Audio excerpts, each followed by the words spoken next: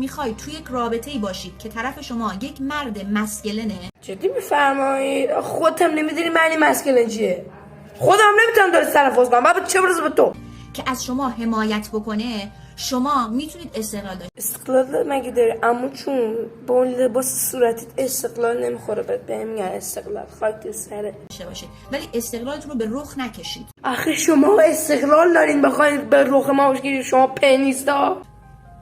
مثل موقعیه که میتونم برم توی بهترین رستوران بشینم غذا بخورم و پول غذامو بدم، ولی وقتی یک مردی همراه منه که حاضر این پولو پرداخت بکنه، چرا میگم نه. خب خاک تو سر رو مرد کنم من حس آویزون بودم بهم دست میده، خودم میدم. میگی عمویی این رفتار خیلی چیپه. زنی که بزنی به تو من، یعنی ما استقلال نداریم. نومد شما پول حساب کنه خدا. تو یک زنی بشین و استفاده کن. 12 سالگیش ازدواج کرده، من 5 سال این بزرگترم. وا مثل کوین باش. کوین مگه توانایی نداره؟ ما مرد نباشیم شما مثل زنها آیسلند میشین. چی داری گو میخوری؟